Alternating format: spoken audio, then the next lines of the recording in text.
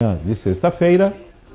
Na Ucrânia, minas terrestres deixadas por forças russas representam uma ameaça mortal. À medida que as forças ucranianas avançam lentamente com a sua contraofensiva para 2023, após mais de um ano mudando as linhas de batalha, os militares e civis do país enfrentam um problema mortal: minas terrestres, potencialmente centenas delas, espalhadas pelas estradas, enterradas em campos e escondidas em cidades devastadas.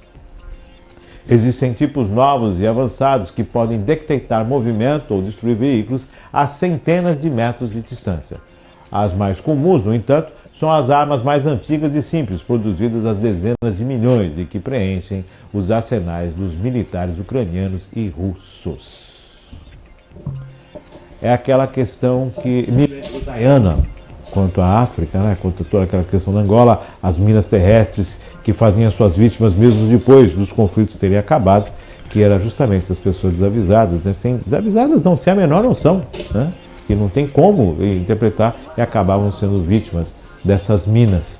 E é o que está acontecendo agora com o avanço das tropas ucranianas, né? Aquela questão do campo minado. Ju, difícil, né? É difícil, uma situação conflituosa que se arrasta e que não há quem resolva, né? A posição da Ucrânia é muito firme em continuar mantendo o conflito, em não abrir nenhum tipo de diálogo com a Rússia, nenhum acordo de paz que se avance sobre o território ucraniano.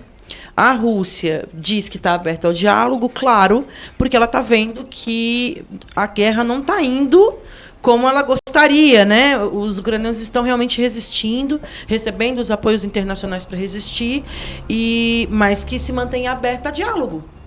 Claro, avançando sobre as terras ucranianas, o que, evidentemente, o presidente ucraniano não vai permitir, e eles estão muito firmes. Então, essa questão do campo minado, das cidades devastadas, de utilizar elas como se fossem bombas armadas, né? É para evitar esse avanço, porque uma das principais ações que a Ucrânia pensa em fazer é desfazer a conexão que existe entre a Ucrânia e a Rússia. É uma ponte na cidade de... Ai, meu pai. E agora, para lembrar o nome. São nomes, né, que não são do nosso costume. Costume. Mas que tem esse ponto de conexão de um país ao outro, e que eles querem derrubar justamente para evitar a aproximação russa, né, por aquele território, por aquela parte acho que do oeste da Ucrânia.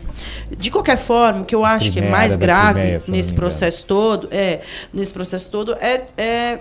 a gente entender que é uma guerra que se arrasta há 2 anos, que não tem ainda nenhuma perspectiva de acordo de paz, não nos termos que a Rússia propõe, a Ucrânia não vai aceitar.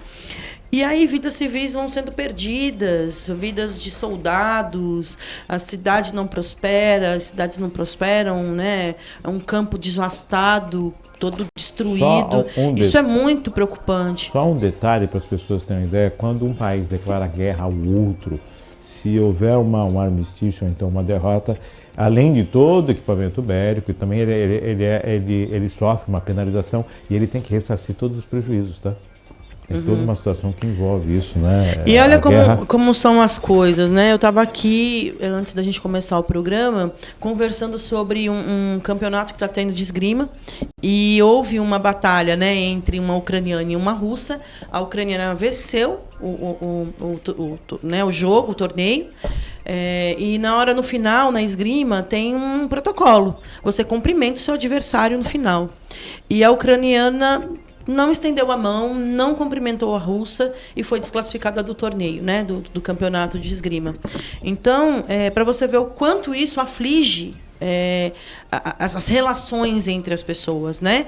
O esporte, que é um dos principais meios de conectar as civilizações, os países, nesse momento é também um espaço de enfrentamento para os ucranianos contra os russos, dos russos para os ucranianos, e assim vai, né? Isso é muito triste, porque só quem trabalha e quem se dedica ao esporte sabe quanto é difícil você chegar num torneio internacional, você, né, ter ter o estudo e o preparo para poder estar nesse tipo de competição, mas ao mesmo tempo existe ali o amor pelo seu país, pela sua bandeira, pela defesa do seu estado. A situação é muito grave, Márcio, e eu, Juliana, não vejo ainda nenhuma perspectiva de resolução, mesmo com intervenção dos Estados Unidos, mesmo com intervenção da ONU, né, de vários países aí se colocando, né, sobre esse processo para que ele tenha fim. Eu acho muito ainda difícil que isso aconteça pela posição, né, da Ucrânia em defender o seu estado, em defender o seu território, e pela ofensiva russa que quer retomar aquilo que ela acha que é dela. E por aí vai, né, a incoerência humana causando sérios conflitos no mundo. Isso é muito preocupante. A guerra sempre são determinando que os jovens vão ao fronte.